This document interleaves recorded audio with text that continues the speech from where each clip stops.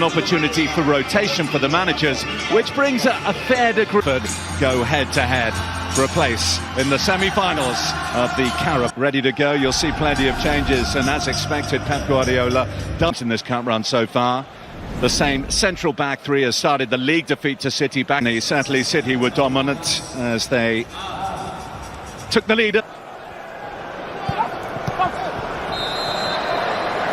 On the roll, as you highlighted, Andy, of Mikael Damsgaard is going to be absolutely key. It was his contribution that unlocked the door against Leeds United.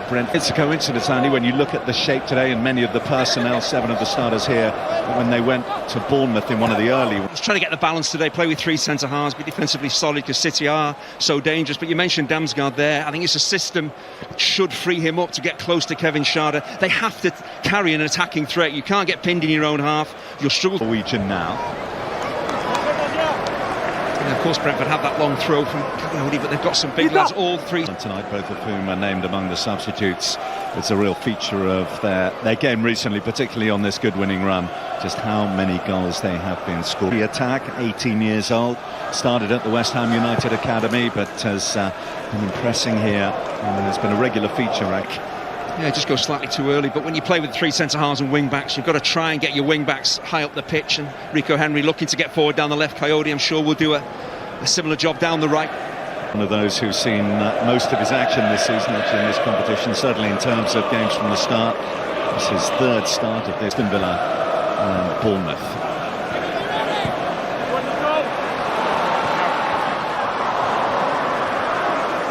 Accuracy on the pass that had it found Sheck. Consider the form that Sheck is in, the creative form that he's in. It's pretty clear that the City defenders or central midfielders want to get the ball into him in pockets of space in between those Brentford lines.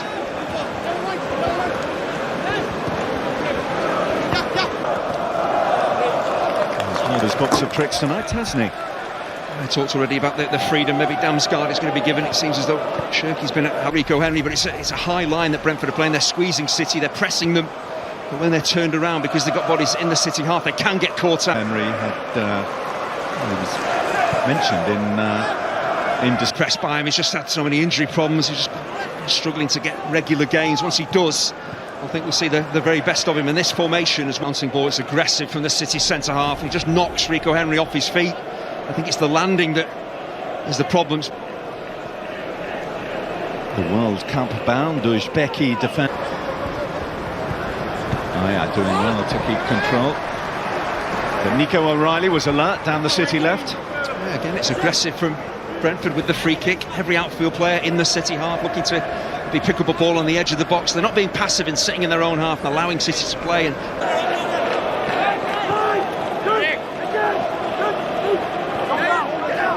dozen of another, but the referee Sam Barrett has given it against the Manchester City man. It wasn't an awful lot. I don't think Coyote actually maybe loses the flight of the ball.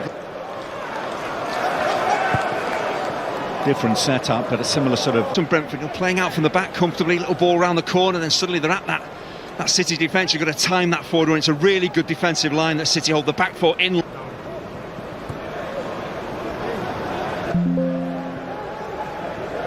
Henry's maybe going to let this ball drop across his body and just make absolutely sure he's onside. Kassanov does well actually and steps forward. He's only got eyes for the ball. He should be appreciated. At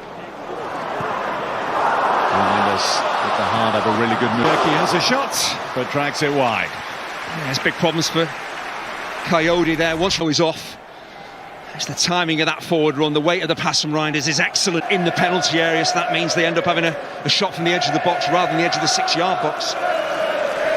Really shot it forward.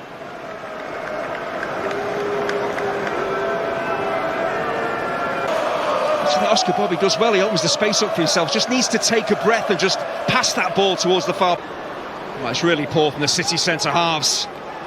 Both of them are watching the ball. Sharda's in between them. On this occasion, he's timed the run to perfection. He's onside. He doesn't make that challenge. The centre forward is away. He is on. VAR, of course, in this competition until the semi-final stage.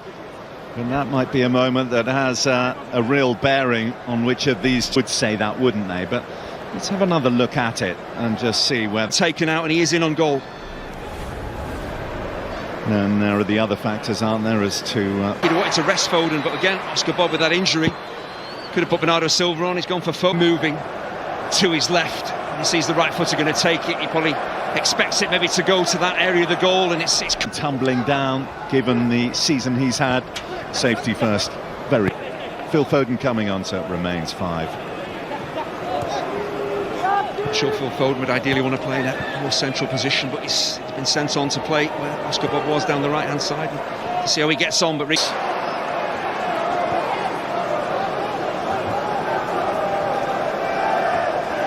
Rico Lewis. This is O'Reilly now for City. Miss from Savinho. Yeah, it's just a wild swipe at the ball. It's really congested in that central area. They managed to pick their way through. And maybe they get lucky. A ricochet. You're not going to hit the target doing that. Well, as one started in this competition this season, Savinho, he did score. That was City's opening. It's no real surprise that City are starting to dominate the ball.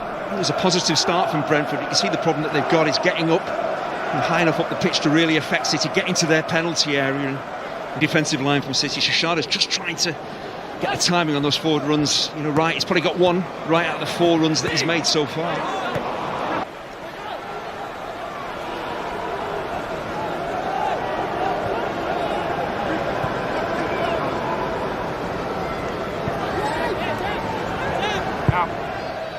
Isn't it? I think in these conditions, really slick pitch, you've got to drive it maybe along the floor, make the keeper move and maybe stretch to try and make the save. But once Brentford get stretched and that back 5 get attacked, they're in trouble.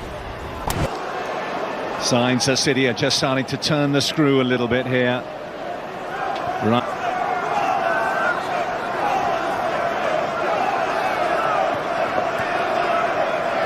Back inside his own half, so just really struggling. If they do get on the ball, Brentford, to get back up to the halfway line and relieve some of the pressure they're under. Lewis.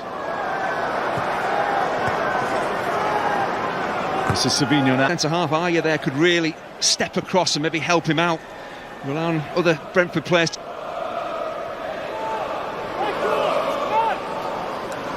Ryan Cherky with the bolt from the blue. It rifled this quality, time and space to that ball from left to right is outstanding. Gets it down quickly, shifts it, and then just whips it. With the instep, with pace, with power, no chance for in the way. It's individual brilliance.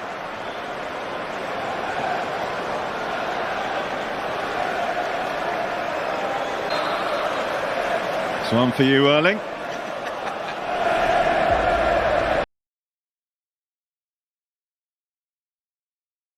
مرحبا بكم مشاهدين قناة جيني فوتبول على يوتيوب. كما تابعنا الآن أهم اللقطات من مباراة مانشستر سيتي وبرينتفورد في كأس كاراباو 2025.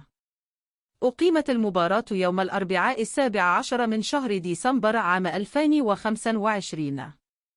بدأ فريق السيتي المباراة باندفاع هجومي ضد المنافس بالإضافة إلى استحواذ عال على الكرة، مما أدى إلى تسجيله للهدف الأول في الدقيقة 32 عن طريق اللاعب ريان شرقي. اترك لنا في التعليقات من أحسن لاعب في المباراة من وجهة نظرك. ولو أعجبك الفيديو اضغط زر الإعجاب واشترك في قناة جيني فوتبول على اليوتيوب. وشكرا جزيلا لك على المشاهدة.